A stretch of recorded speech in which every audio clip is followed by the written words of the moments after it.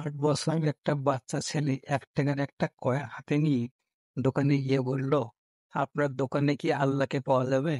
দোকানদার এই কথা শুনে কয়েনটি ছুঁড়ে ফেলে দিয়ে তাড়িয়ে দিল ছেলেটিকে। ছেলেটি পাশের দোকানে গিয়ে 1 টাকা দিয়ে চুপচাপ দাঁড়িয়ে রইল। দোকানি বলল, এই ছেলে, 1 টাকা দিয়ে তুমি কি চাও? ছেলেটি বলল, আমি আল্লাহকে চাই। আপনার দোকানে আছে? দ্বিতীয় দোকানদার তাড়িয়ে দিল, কিন্তু অবশ্য ছেলেটি হাল ছাড়ল না। একটার পর একটা দোকানে ঘুরতে লাগলো। ঘুরতে ঘুরতে 40টা দোকান ঘোরার পর এক বয়স্ক দোকানদার জিজ্ঞাসা করলো, তুমি আল্লাহকে কিনতে চাও কেন? কি করবে আল্লাহকে দিয়ে? এই প্রথম কোনো দোকানদারের মুখে এরকম প্রশ্ন শুনে ছেলেটির চোখে মুখে আশার আলো ফুটে উঠল। নিশ্চয় এই দোকানে আল্লাহকে পাওয়া যাবে। হতচকিত কণ্ঠে উত্তর দিল, আমার তো বাবা নেই, এই দুনিয়াতে আমার মা ছাড়া আর কেউ নেই। আমার মা সারাদিন কাজ করে আমার জন্য খাবার নিয়ে আসে। আমার মা এখন হাসপাতালে। মা মরে গেলে আমি খাবো কি? ডাক্তার বলেছে একমাত্র আল্লাহই পারে আমার মাকে বাঁচাতে। আপনার দোকানে কি আল্লাহকে পাওয়া যাবে? লোকটি বলল, হ্যাঁ, পাওয়া যাবে। কত টাকা আছে তোমার কাছে? ছেলেটি বলল, মাত্র 1 টাকা। তিনি বললেন, সমস্যা নেই, 1 টাকাতেই আল্লাহকে পাওয়া যাবে। দোকানের বাচ্চাটির কাছ থেকে 1 টাকা নিয়ে খুঁজে দেখলো 1 টাকার 1 গ্লাস পানি ছাড়া বিক্রি করার মতো কিছুই নেই। তাই ছেলেটিকে ফিল্টার থেকে 1 গ্লাস পানি ধরিয়ে দিয়ে বলল, এই পানিটা খাওয়ালেই তোমার মা সুস্থ হয়ে যাবে। পরের দিন একদল মেডিকেল স্পেশালিস্ট ঢুকলো সেই হাসপাতালে। ছেলেটির মায়ের অপারেশন হলো।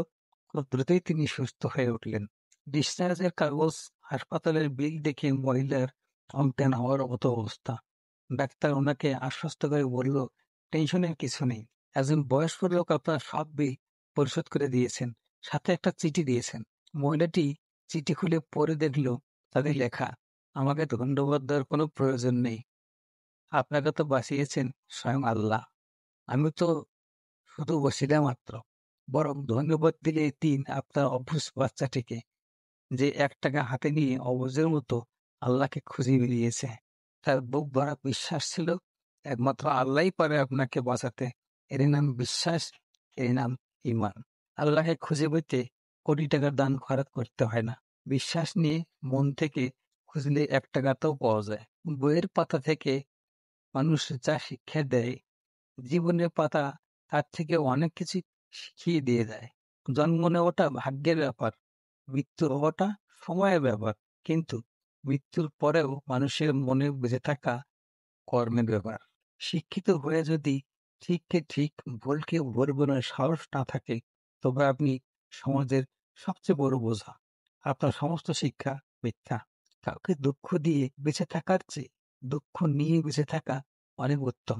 কারণ নিজের কষ্টের জন্য কারো কাছে জবাবদিহি করতে হয় না, কিন্তু অন্যকে কষ্ট দিলে জীবনভর তার অভিশাপ মাথায় নিয়ে চলতে হয়। পৃথিবীর সবচেয়ে পুরাতন যন্ত্রের নাম ষড়যন্ত্র, যার যুগের পর যুগ সার্ভিসিং ছাড়াই চলে।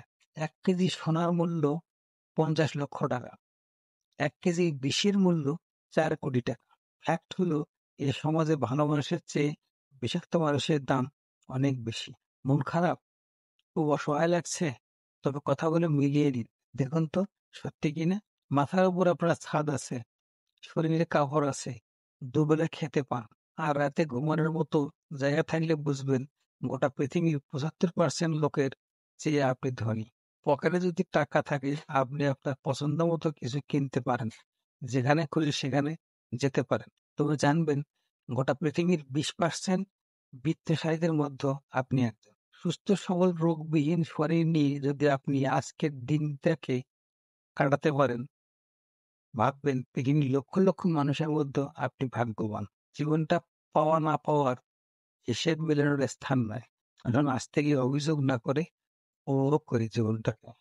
পৃথিবীর সবচেয়ে মূল্যবান দৃশ্য হলো কাউকে হাসতে দেখা। তার চেয়ে ভালো লাগবে যদি আমি জানতে পারি আমার কারণেই একজন মানুষের মুখে হাসি ফুটেছে। প্রয়োজনের চেয়ে বেশি সঞ্চয় করেছি, তবে টাকা নয়, কিছু বাস্তব অভিজ্ঞতা। 3 জায়গায় কখনো নরম হবেন না।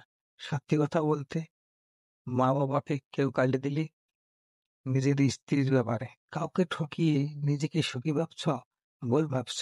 সময়ের ব্যবধানে তুমিও একদিন ঠকে যাবে। একটা বাস্তব সত্য হলো, অর্থ যেখানে নেই ভালোবাসা সেখানে দুর্লভ। সাপ তার বিষ রাখে নিজের দাঁতে, কুকুর তার বিষ রাখে জিভে, কাকড়া বিছা তার বিষ রাখে লেজে, কিন্তু মানুষই একমাত্র প্রাণী যে কিনা নিজের বিষ অন্তরে রাখে।